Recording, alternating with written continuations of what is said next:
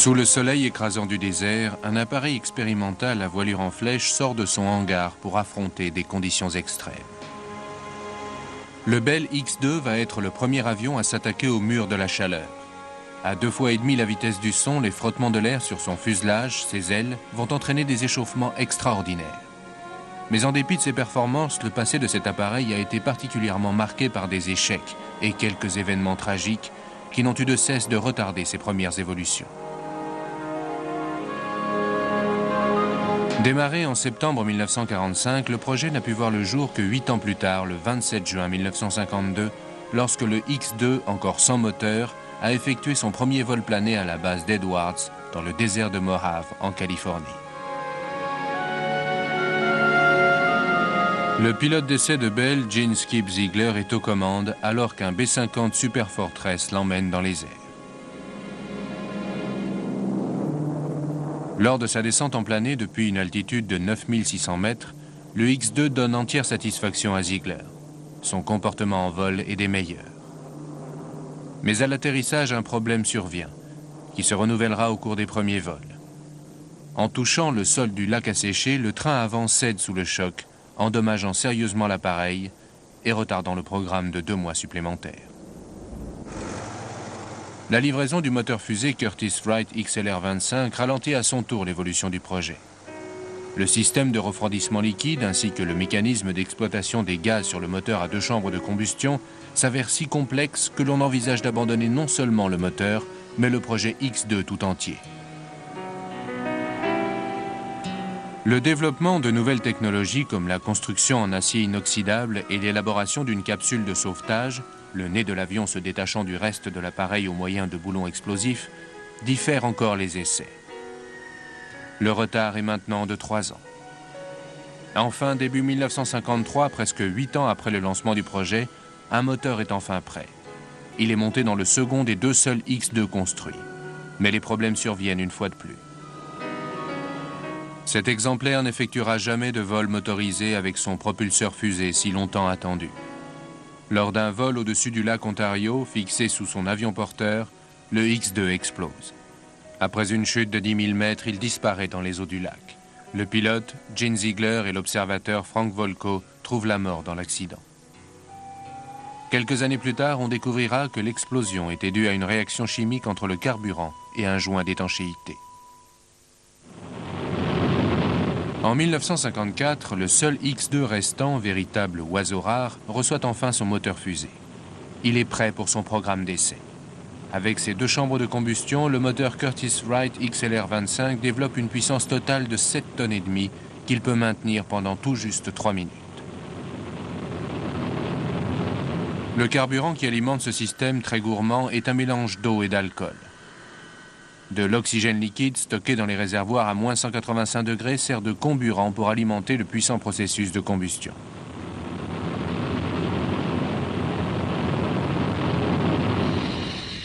Le colonel Frank Pete Everest, pilote d'essai pour l'US Air Force et vétéran des premiers programmes X, doit effectuer 13 des 20 vols d'essai du X-2. Le 15 août 1954, il réussit le premier vol en planée. L'avion fonctionne sans problème jusqu'à l'atterrissage, où il dérape violemment et finit sa course labourant le sol avec l'extrémité des ailes. Ce n'est pas très grave de faire des têtes à queue sur le lac asséché parce qu'on a toute la place qu'on veut. Mais le plus inquiétant, c'est le risque de faire des tonneaux et de tout casser. Le problème survient à nouveau lors des second et troisième vols en planée. L'US Air Force demande expressément à Bell une solution efficace.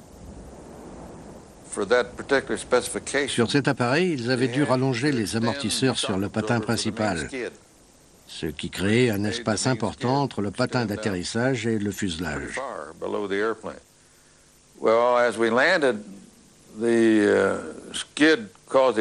Au moment de se poser, l'avion était tellement haut qu'on perdait le contrôle latéral et directionnel. J'ai fait plusieurs têtes à queue avant de pouvoir le maîtriser. Après avoir visionné tous les atterrissages effectués sur le X-2, on s'est rendu compte qu'on glissait en douceur et qu'il n'y avait pas besoin d'une telle garde au sol. Alors on a changé la jambe du patin central, on l'a beaucoup raccourci, ce qui a réduit la hauteur du centre de gravité.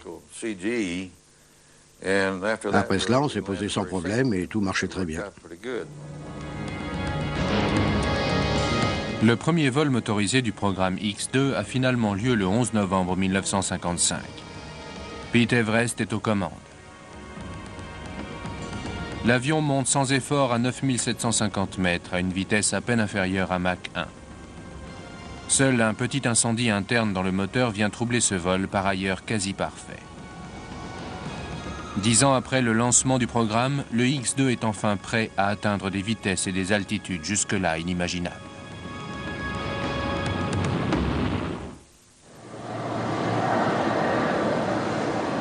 Les préparatifs d'une mission au-delà du mur de la chaleur sont complexes et méticuleux.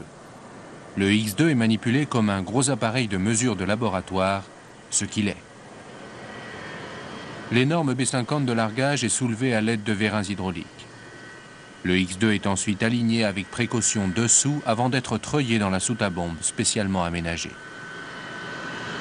Le pilote d'essai Pete Everest doit porter une combinaison pressurisée, indispensable mais très inconfortable. Cette combinaison partiellement pressurisée était une vraie torture. Bien entendu, les tenues entièrement pressurisées d'aujourd'hui sont beaucoup plus confortables comparées à ce que nous devions supporter à l'époque. Elle vous enserre complètement avec un casque pressurisé fixé ici pour ne pas qu'il se détache, qui vous alimente en air. La combinaison est dotée de boudins le long des bras, du dos et des jambes.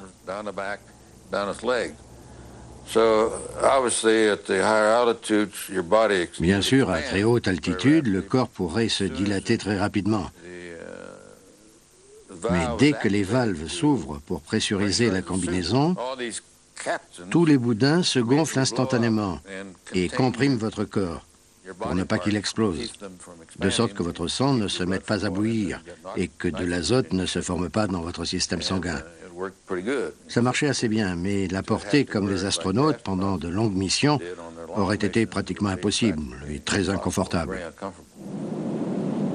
Pour le décollage et la montée d'1 heure vers le point de largage à environ 30 000 pieds, le pilote du X2 est assis à l'ancienne place du navigateur bombardier, le plus en avant possible dans le nez de l'appareil. L'équilibre de l'avion pour le largage en altitude est essentiel à la réussite de la mission. La vitesse du B-50 est quasi maximale pour permettre le bon lancement de l'avion-fusée. Après avoir laissé un peu d'avance à l'avion porteur, les appareils d'accompagnement à réaction décollent. Ils sont essentiels au bon déroulement de la mission. Leur pilote surveille la montée vers le point de largage et guide ensuite par radio le pilote du X2 pour l'orienter vers sa zone d'atterrissage. Les dimensions du cockpit du X2 ont été réduites au maximum pour laisser la place au réservoir de carburant sans grande considération pour le confort du passager. Le cockpit était minuscule. On était assis par terre, les pieds sur la barre du palonnier. Il n'y avait pas besoin de frein parce qu'on se posait sur des patins.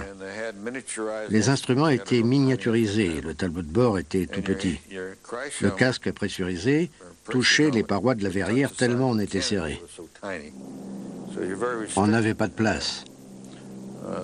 Mais la visibilité était très bonne parce que tout était vitré. Après une dernière vérification des instruments, le X2 est prêt au largage. À 30 000 pieds, peinant pour gagner quelques kilomètres/heure, le gros B-50 pique légèrement du nez. Fitz m'a dit, j'arrive en altitude, je vais virer pour la dernière ligne droite. Tu es prêt? Je finissais de vérifier la checklist. Vas-y Fitz. Il a piqué du nez, on a atteint la bonne vitesse et commencé le compte à rebours. 10, 9, 8, 7, 6, 5, 4, 3, 2, 1, largué, boum, et il est parti. Le moteur fusée est mis à feu et le X2 fonce droit comme une balle de fusil, grimpant rapidement. Au sol, une station télémétrique suit l'appareil expérimental avec précision. Il atteint Mach 2, puis presque Mach 2,5 quand l'énorme friction engendrée par l'air fait vivement augmenter la température de son revêtement. Pour le pilote, dans ces conditions extrêmes, le sang-froid est de rigueur. Obtenir les performances maximales veut dire suivre scrupuleusement les paramètres d'incidence et de vitesse ascensionnelle calculés avec précision avant la mission. Lorsque le combustible est épuisé, le moteur fusée s'éteint. Le X-2 a atteint sa vitesse maximale. J'ai fait un assez bon vol et j'ai atteint Mach 2,87. Je pensais avoir atteint Mach 3, mon Mach-mètre indiquait Mach 3. Je pensais donc avoir fait un bon vol. Mais de retour au sol, on a fait nos calculs et ce n'était que Mach 2,87, quelque chose comme ça. Mais je n'étais pas trop déçu. Lors de son dernier vol, Everest bat le record de vitesse en atteignant plus de 3000 km/h à une altitude de 20 700 mètres. Il est alors l'homme le plus rapide du monde. Pour l'atterrissage, l'avion d'accompagnement guide le pilote par radio. Rien n'est laissé au hasard, c'est le seul X-2 restant. À Mach 2,87, Everest est passé de l'autre côté du mur de la chaleur.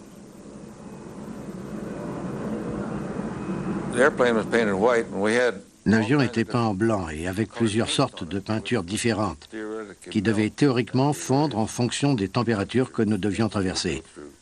C'est comme ça qu'on essayait de les mesurer.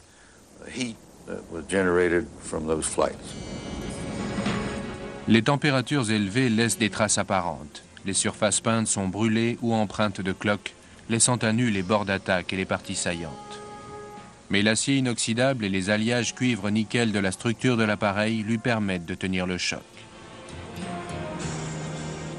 Les données recueillies pendant les vols déterminent l'élaboration de boucliers thermiques pour les futures entrées dans l'espace. Entre les mains de son nouveau pilote, le capitaine Ivan Kinchlow, le X-2 atteint le 7 septembre 1956 l'altitude record de 38 376 mètres. Au cours de ce vol, Kinchlow entre brièvement en apesanteur et peut voir le ciel bleu nuit et la courbure de la Terre que ses successeurs, les astronautes, décriront avec émotion. La presse populaire surnomme le pilote le premier homme de l'espace. Les aviateurs vivent aux alentours de la base d'Edwards. Les pilotes d'essai comme Pete Everest ont dû venir s'installer en famille en Californie. Natif de Virginie, celui-ci n'est pas habitué aux conditions climatiques du désert, la chaleur et la sécheresse, mais il découvre rapidement la subtile et envoûtante beauté de ces paysages. Retraité de l'US Air Force avec le grade de général, il s'installera à Tucson, dans l'Arizona. Cette vieille Ford Model A, entretenue avec soin, tient une place toute particulière dans les traditions de la base d'Edwards. On les appelait nos voitures du désert, car à l'époque, on n'avait pas les moyens de s'offrir une bonne voiture d'occasion comme on peut le faire aujourd'hui. Ma Ford Model A, on me l'avait donnée. Le premier propriétaire avait été Joe Wolf, qui s'est tué dans un B-47 à Edwards. Chuck Yeager l'a récupéré ensuite et quand il a été muté, il me l'a donnée. À mon tour, quand j'ai été muté, je l'ai donné à Bob White, le célèbre pilote du X-15 qui travaillait à l'époque pour moi. La tradition voulait qu'on se la transmette de pilote d'essai à pilote d'essai, en bon état, voire en meilleur état que lorsqu'on en avait hérité. Bob White a brisé cette chaîne et tout le monde lui en a voulu.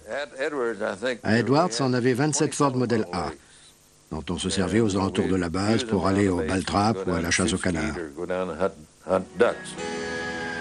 À voir ce vieux film publicitaire de la firme Bell, la vie semble assez agréable à Edwards. Mais en réalité, à chaque mission à bord de ces avions expérimentaux, les pilotes mettent leur vie en jeu.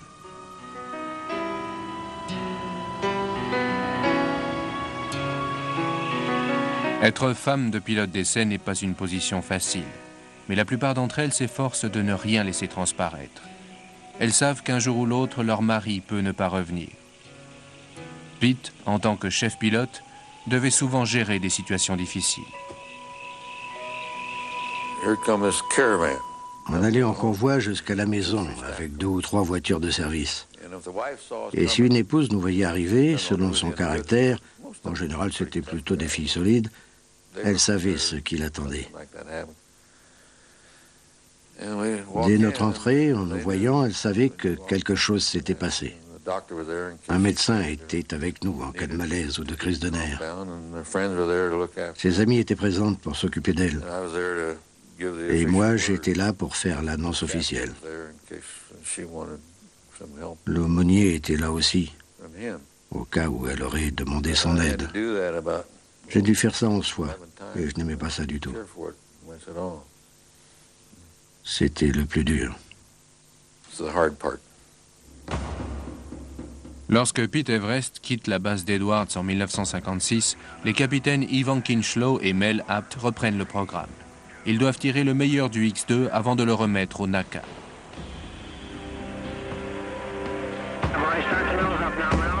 Abt a carte blanche pour faire évoluer l'appareil, bien qu'il ne l'ait jamais piloté et ne soit jamais monté dans un autre avion à moteur fusée.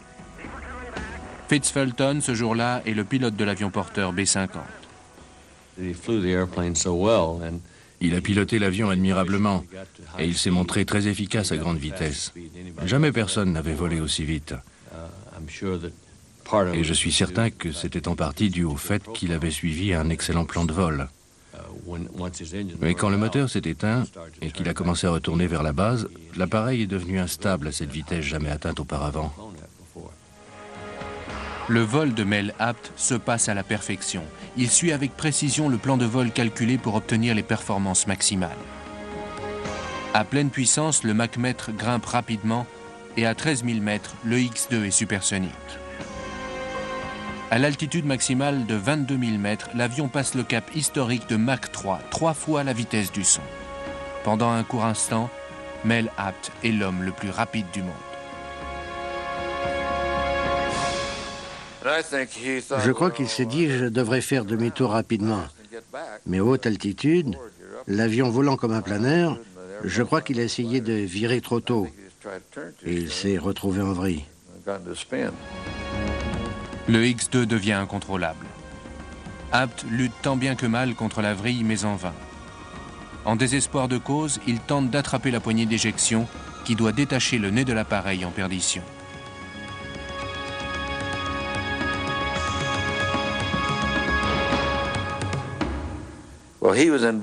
Il avait la tête en bas et je pense que quand il a détaché le nez de l'avion, il n'a pas pu le sortir de la vrille. Il subissait 15 jets négatifs et avait la tête tout près de la verrière. Je crois que c'est ça qui l'a assommé. En parlant à Kinchlow et à d'autres plus tard, j'ai su qu'en descendant dans la capsule, il avait détaché la verrière et qu'il était en train de sortir quand il s'est écrasé au sol. La maquette construite pour reconstituer l'accident met en évidence les problèmes liés à la grande vitesse qu'Abt a rencontrée.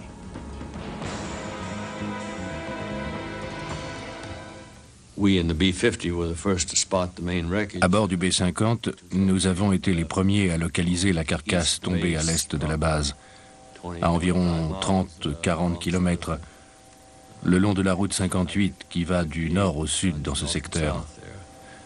On a aperçu l'épave à l'est de la route.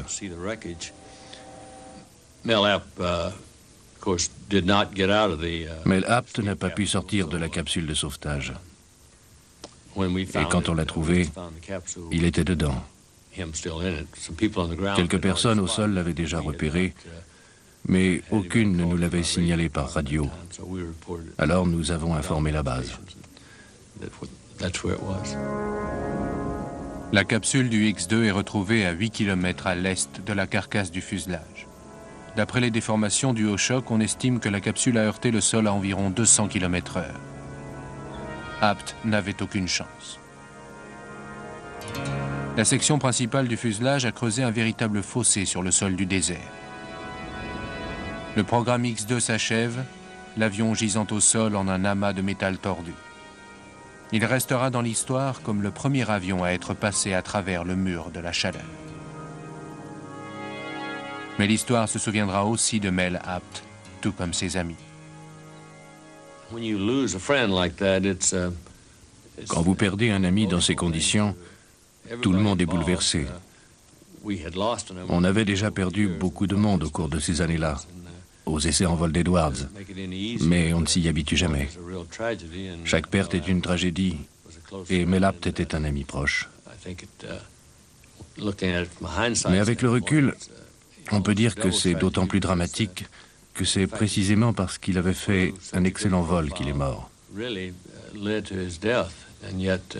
Personne n'avait pensé que ce genre d'instabilité serait un problème pour cet avion.